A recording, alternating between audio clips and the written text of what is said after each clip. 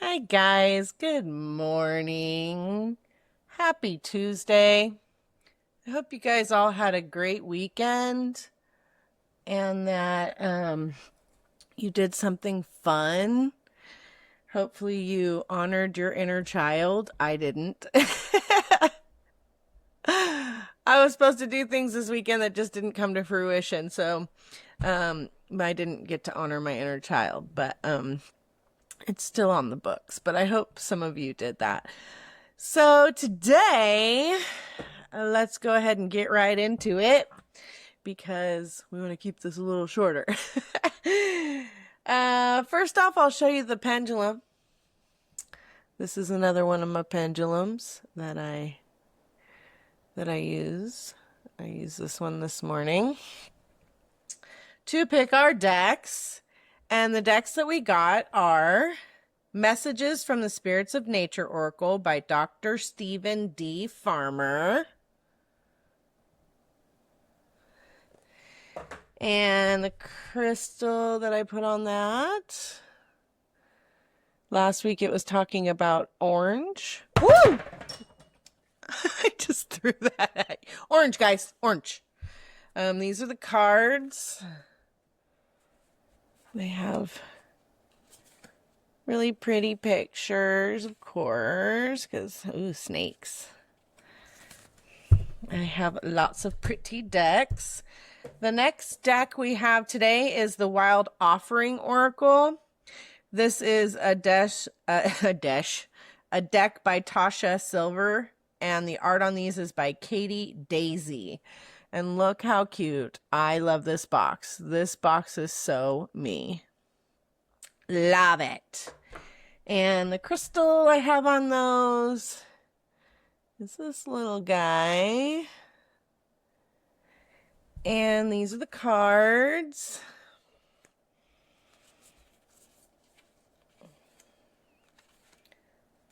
They have like little prayers kind of, I think, on them, if I remember correctly. All right, so let's see what we got for today. Have you guys been working on your bliss? Have you been working on your projects of joy?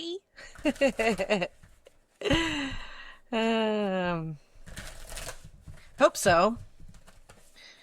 And I hope that any of you who are thinking about a collaboration were able to check in on that. Also, I hope that any of you that were having issues with people giving you a hard time about following your bliss, that you have been able to resolve that or let that go. All right, let's see what we got for today from the Messages from the Spirits of Nature. What nature are we gonna get?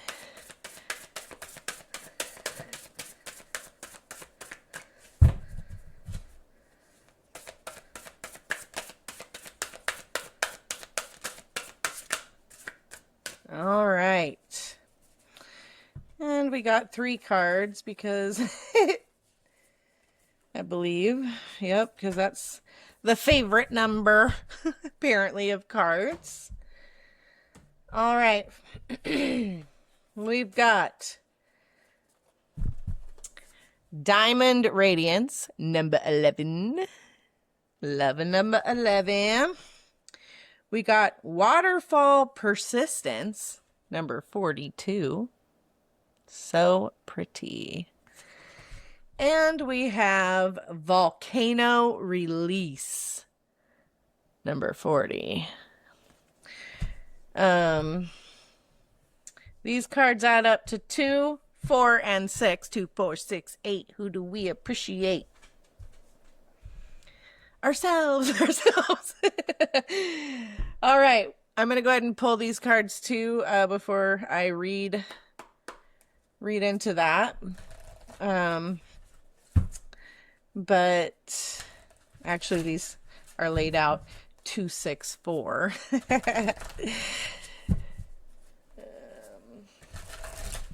So lots of orange in those 2 cards, Waterfall and Volcano, which is ironic since I put that orange orange crystal on them. All right. Let's see what the Wild Offering has to say.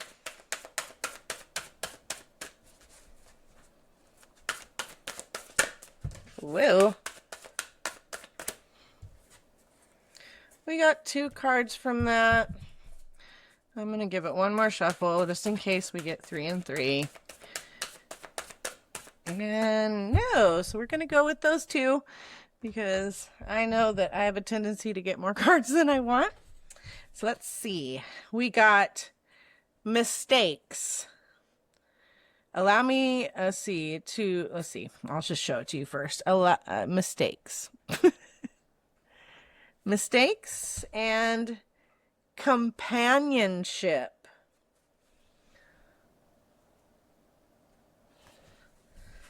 And I will read those in just a hot second. We'll go ahead and read these messages of Spirits of Nature first. Diamond Radiance. Diamonds are the hardest mineral and were formed between 1 and 3.5 billion years ago. They are a form of carbon, the foundation for all life on Earth, that was transformed by the extreme pressure and heat found at depths up to 155 miles in the Earth's crust. It's an astounding demonstration of the magic of nature that something so bright and beautiful can emerge from the darkness. Diamonds have captivated humans over the centuries by their rarity, purity, and brilliance. Traditionally, they have been seen not only as a sign of power, wealth, and status, but also as a symbol of love, faithfulness, and innocence. This gem's radiance is thought to stimulate the imagination and ingenuity of the wearer, opening the mind to new possibilities. It's also believed that diamonds can assist in physical and emotional healing, as well as spiritual healing. By their intense luminosity, they cleanse the aura of negative energies and bring back the love and the light. I didn't know that. I'm going to turn this on a little bit brighter so I can see what I'm reading. Have you ever felt so bright and positive that you noticed how others light up in your presence? You have tended to negate or diminish how you can affect others in this way. No matter what else is going on or what mood you find yourself in, you have the power to shine like a diamond, to radiate love and compassion generously, to make eye contact and smile without concern as to how others might react. It's important now to take risks in doing so. You can support that luminous expression by recalling other experiences when you felt really good and effortlessly radiated love and light. Don't judge your efforts in any way. Let go of any expectations as to how your actions may affect others. To inspire these feelings in yourself, place your hands over your heart and imagine holding a brilliant diamond there. Meditate for a few moments and notice how this diamond magnifies your heart light tenfold. Breathe slowly and deeply as you do. Notice your thoughts, feelings, and sensations. Take this feeling out into the world and share it with others, people, animals, and plants, and see what happens. So smile at someone today. Smile at someone grumpy if you can. They might not smile back, but you never know. Maybe give them a compliment. Makes me think of Rihanna, shine bright like a diamond. I hope that's Rihanna because I have a tendency to say those things and then I'd be the wrong person, but I'm pretty sure. All right, next we have waterfall persistence. Number 42.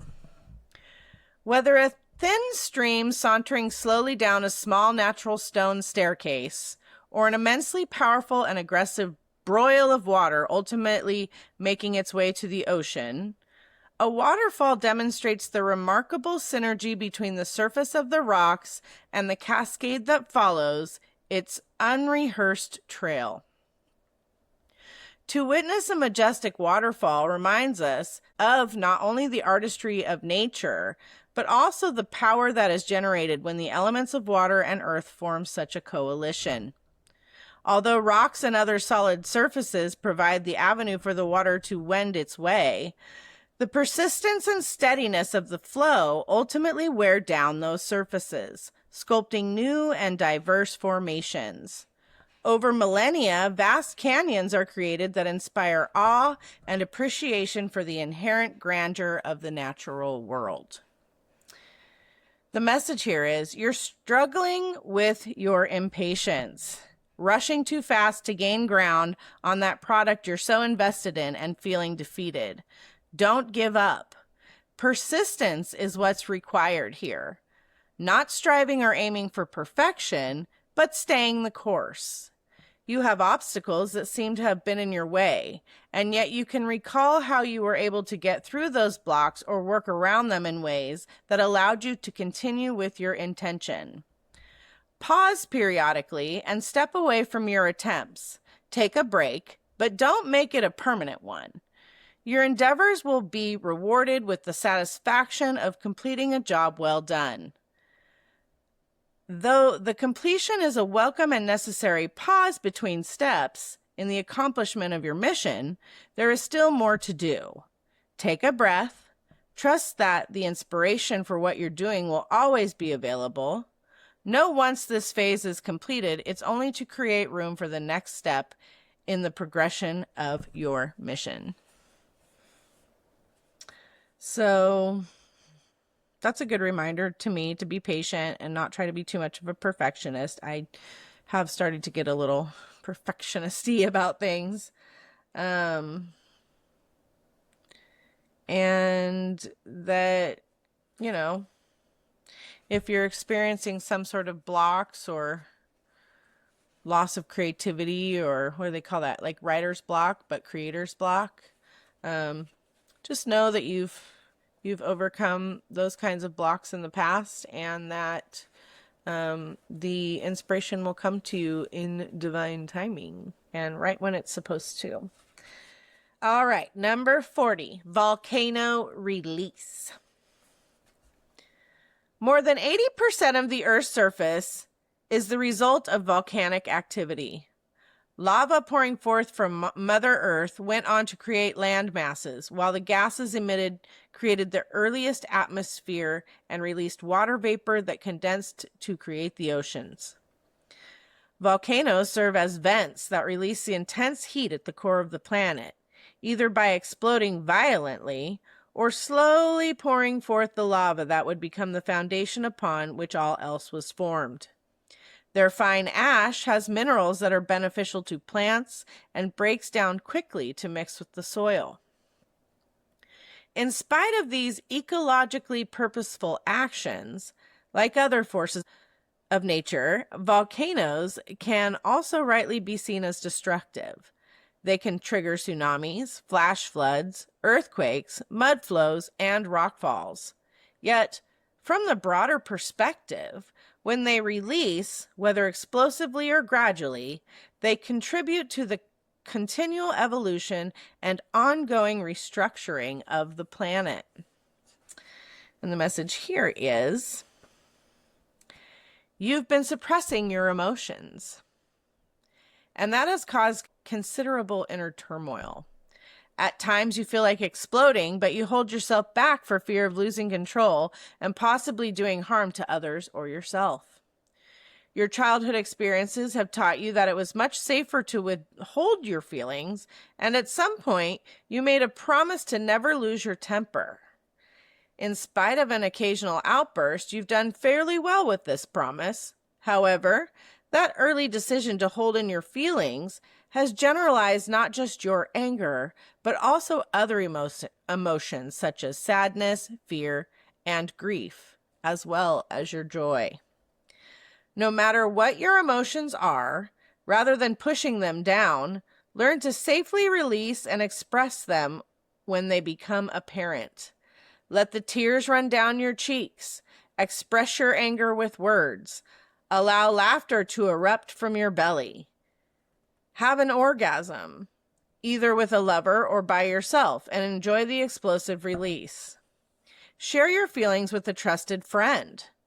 Pay attention to how others express their feelings in a healthy way and model yourself after them. Keep a journal where you can express whatever you want. Suppressing your emotions not only contributes to your stress level, but may ultimately lead to physical illness. Releasing them gradually helps you let off steam and leaves you relieved of some of your tension. So that card is definitely for someone out there. I am very good at feeling my emotions. I release them on a constant basis. I express myself with words, and I live alone, so it's easy for me to do that. I cry when I need to. I scream when I need to. I cuss when I need to. And then I let it go. And I almost never hold my feelings and emotions inside. Almost never. And I can say that I am generally a very healthy person as far as physically goes. I'm almost never sick. I just never have those kinds of issues too much. Just a regular sickness every couple of years or so, like a flu or something. But I do not bottle my emotions. I do stress a lot. So in that sense, that isn't good for me. But as far as bottling things up, that's not something that I do. So maybe somebody out there, if you live near one and you are able, you might go to a waterfall and stand at the base of it. If it's warm enough, stand close enough to let the spray of the waterfall hit you and just let out your emotions, whether that means a holler, a yell, a scream, whatever it needs to be, crying. Stand in front of the waterfall, let your volcano erupt or slowly flow. Feel the cleansingness of the water and know that it's carving out a path for you forward. All right, moving on. We have mistakes. This says, allow me to know it's okay to make mistakes. Let me always take care of the inner child so he or she feels loved no matter what. So here we are back again to our inner child. I wonder why this message is reoccurring. I cannot figure out why it's recurring for me because I don't always honor my inner child. It's easier to do so in the summer when there's more fun things to do. But again, we're being asked to give ourselves grace, not be too much of a perfectionist. It's okay to make mistakes. And again, honor that inner child. All right, next we have compassionship. When you fully bless and embrace your aloneness, you're ready for the ones who are meant to be with you. May I welcome this solitude, knowing it will open the way for all healthy relationships. I might need to post this card in a post on my YouTube because this card goes a lot along with a lot of what I say in my podcasts about relationships. I'm a big advocate for if you are coming out of a relationship or you have just come out of a relationship, that you take the time to sit in the loneliness and get to know yourself and get to know that it's okay to be okay by yourself, and that sense of needing someone will slowly get less and less, and then you start to understand that you're okay on your own, and then at that point is a good time to seek maybe finding someone once you're secure in the fact that you know you're always going to be okay by yourself if needed. So that's what this card kind of makes me think of. Maybe there's someone out there who is holding something in. I'm trying to think of how these cards all relate to each other, and it seems like maybe once you release your inner emotions, it'll allow you to shine brighter, and then also knowing that it's okay to make mistakes and that we're all still learning, much like children. We are still learning in our lives, even as adults, and that that's okay. And this says, take care of your inner child so that he or she feels loved no matter what. And then this card reminds us to know that we should love ourselves, and that we need to embrace being with ourselves. And then if we're meant to find someone, they will come along. So I hope that resonates with all of you in some way, shape, or form. If it does, definitely feel free to put that in the comments and let me know. I'm always interested to see how these things read for other people. Could be something completely different than what I've said. Or if you have any questions, feel free to put those in there. And have a great day. Sending love to you all.